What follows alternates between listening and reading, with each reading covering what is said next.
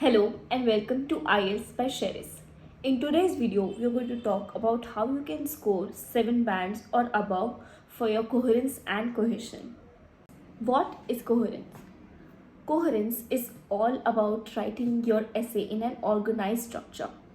A structure where introduction is done in the first paragraph, the essay is explained, the essay topic is discussed in detail in the body paragraphs, and the conclusion is given in the last paragraph.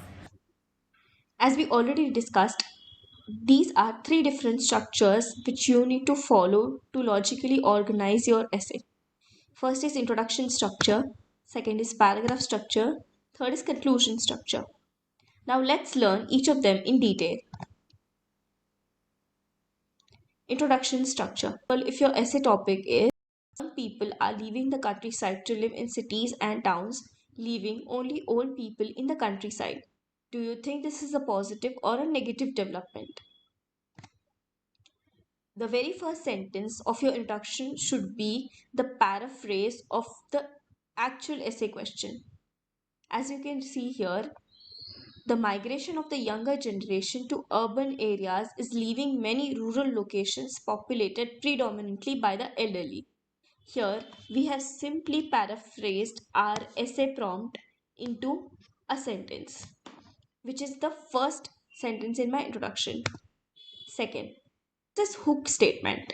It's optional. If your paraphrase sentence is long enough and you don't want to give any extra information on the same, you can skip the hook statement. Or if you want to write, you can write a small one. This has certainly resulted into several advancements for the youth. And the third sentence in your introduction should be your opinion. Here, in the introduction itself, we are giving our opinion saying that according to us, it's a negative development. So, to summarize, first sentence is a paraphrase, second is a hook statement, third is your opinion.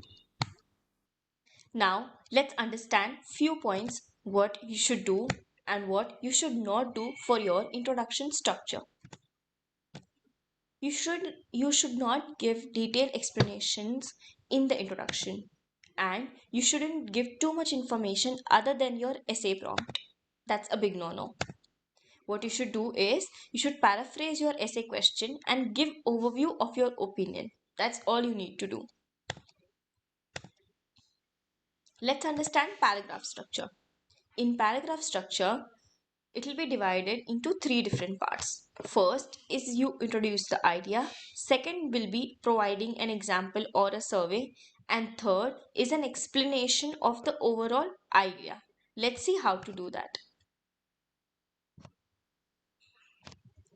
Suppose the essay prompt is the same as we discussed in the introduction structure, and the idea that we want to explain in our paragraph is about the depletion of the rural workforce.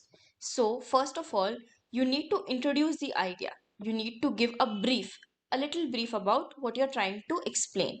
So, here I've written most employment in the countryside involves manual labor. It can be difficult for older people to manage as it is best suited for fit or young adults. So that is just a brief introduction of my idea. Then what you need to do is you need to provide an example or a survey that will give more support to the idea and it will enhance the meaning of it. So here we'll be writing a government survey carried out over the past decade reveals that the number of family farms being sold off to developers is increasing year by year.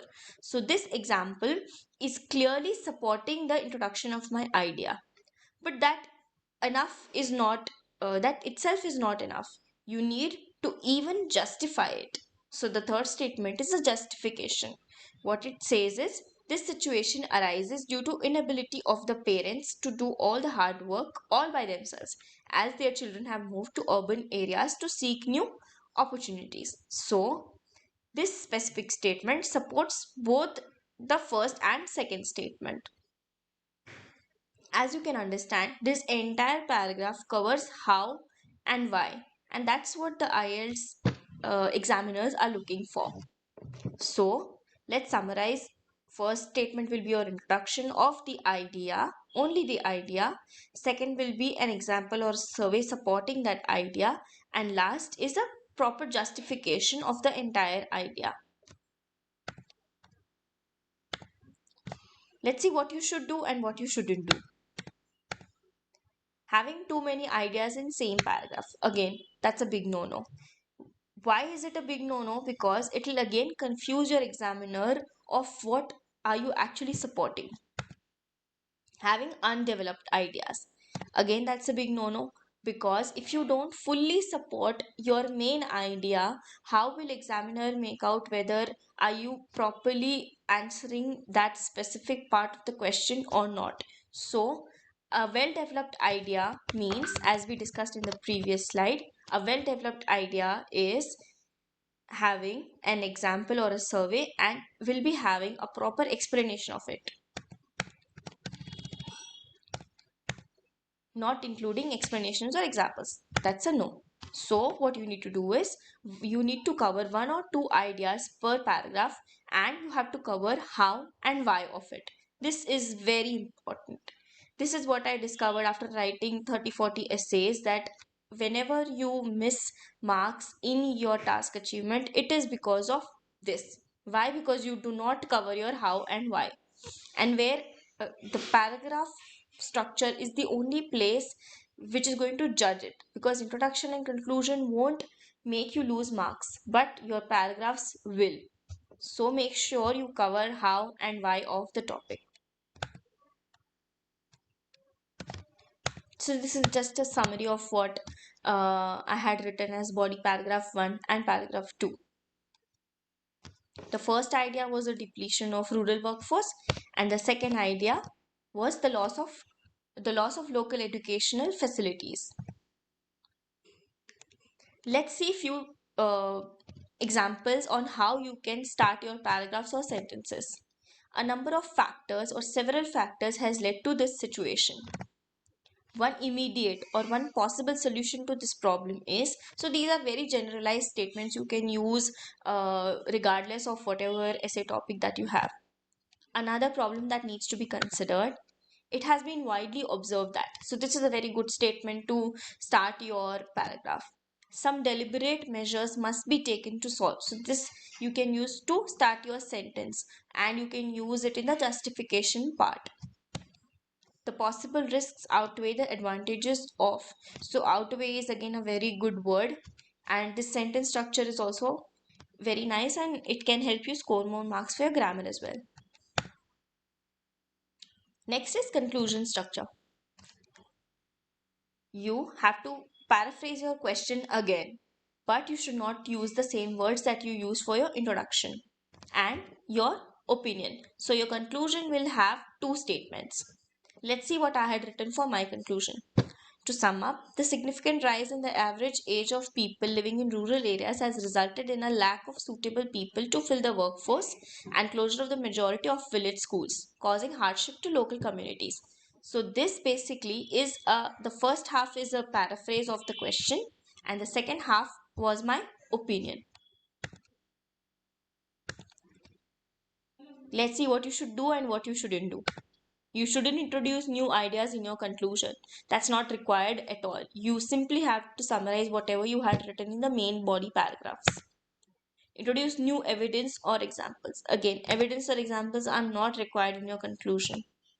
Write too much. Again, don't write too much. Don't write it, because again it'll take up your extra time, and you can be prone to mistakes, and it's not required. What you should do is a summary of your main ideas simply in different words. So this is a summary of coherence. As you can see, introduction has two statements, paraphrase and your opinion. Body 1 paragraph has key point 1 example, key point 2 example. Same is for body paragraph 2. You can have 2 or 3 key points. That's basically your ideas. And conclusion is again, first statement will be your paraphrase and second will be your opinion.